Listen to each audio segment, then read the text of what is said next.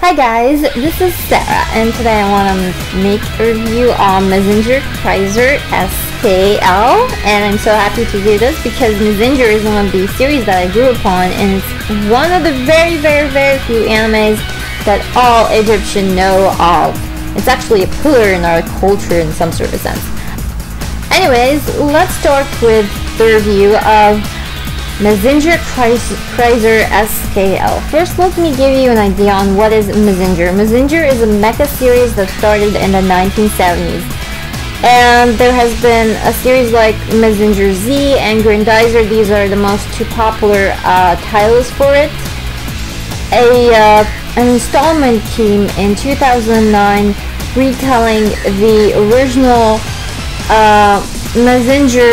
Mazinger Z story called Shin Mazinger Shogeki Z-Hen, or True Mazinger Impact Z Chapter, and it basically tells the story of the original Mazinger that came in the early 1970s. Moving on, there has been other spin-offs from Mazinger, including the Mazinkaizer, which is an original video animation, or an OVA, and the Mazinkaizer SKL is a spin-off out of this spin-off. It's only 3 episodes, unfortunately, because I really wanted it to be much longer than this. But there are so many differences between this Mazinkaizer and the original Mazinger Z. One of the things is that the whole mecha changed. They totally changed the mecha from a good-looking mecha into a badass-looking mecha. So that's the first thing. Another thing that the Mazinger Z characters, they are all classical 70s-looking characters, but in the Mazinkaizer we got more modern-looking characters. Anyways, what does Mazinkaizer SKL revolves about is that there's something called the gravity prison, and it's gone out of control, and if there's nothing done about it, it's just going to blow up the planet. So they have sent an engineer officer called SaMBa Yuki, and she was responsible for shutting the gravity prison down with the help of the Mazinkaizer pilots. It's actually piloted by 2 pilots, and they don't pilot both at the same time, but they exchange, like one pilot and then the other one can take the role in piloting it, so they exchange in piloting the machine. Kaido Kin, who is the first pilot who uses guns and I guess knives and all types of ninja weapons, and Megami Ryo, he uses guns. So the animation of this thing is incredibly flawless. The fighting of the mechas is so unbelievable that sometimes you will forget that this is a mecha and see it more as a human fighting. It's really smooth, and I believe that the mecha fights look so much better than the human cutscenes. Probably because the mecha has the mecha scenes has more artists working on it to make it look very smooth. And there's tons of mecha design just for 3 episodes. There is a lot of mechas. I mean, if you are a mecha lover, you're just gonna love watching this. There isn't much going on except for the fights and trying to stop the gravity prison. There's actually where the gravity prison is located, there are 3 kingdoms, and they are trying to fight. It's actually an island. They're fighting so that they can take power over the island. So it's not just they're trying to stop the gravity prison, but they're also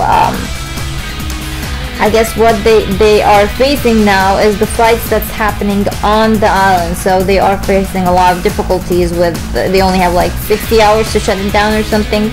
So they need to defeat or clear the way by defeating these forces which are fighting against each other, and then fighting them, and then also try to shut down the gravity prison. So there is definitely, for just a 3-episode OVA. There's a lot going on. I really like how the Mazinger is looking. I really like how the mechas are looking. I like the modern look of it. There's just some questions that I wanted some answers for. And the part of the series, they have shown Rio Megami, or Megami, I'm sorry, Megami's Rio, I guess part of his past, or part of his inner struggle. And so far, they haven't really said what happened to him so that they would have this struggle with himself. So that's one of the things which I want to know. I just want to go deeper into the main character's past and understand what's happened to them, because they actually show past, you know, just one character, at least one character's flashbacks, and it's like, okay, what happened to him to make him, for instance, hesitate for instant or something. And also the opening and the ending of the series kind of brings part of the flashbacks of their past, I guess, and how they met. You know, they're pointing guns at each other, and then all of a sudden they're fighting against other enemies. So it's like, what are their story? I'm interested to know their story. So that's another thing also that I wanted to see, but maybe there will be some sort of an anime for it later on to show their past, because actually the OVA ended with some sort of an open ending. I won't exactly say it is, it is the ending of it, or it's, I guess it's not a way to end a story, because it leaves and questions like, okay, I see the ending and the characters are there, where and they're sent to a new fight. What's going to happen? What's the new fight that's going to come, and so on. So I'm hoping that I will see some sort of a series for it, because there's a lot of animes that start off with an OVA, and if the OVA gets good reputation, it will continue on with an anime. This OVA was really, really good, and the Mazinger series is really popular for a lot of mecha fans, and it's one of the very first animes that also have paved the way for future mecha animes. So it's really a big deal, and I hope that I can see not just a 12-episode anime or a 26-episode anime, but something that is 50 or 52 episodes, because it's seriously good. That's it for this review. It's an excellent OVA, 3 episodes. The episodes range between 25 to 27 minutes. It's really good, great animation, great mecha designs, really great fight. Short story, but it fits in the 3 episodes. That's it, and I'll see you in another review. So later, you guys.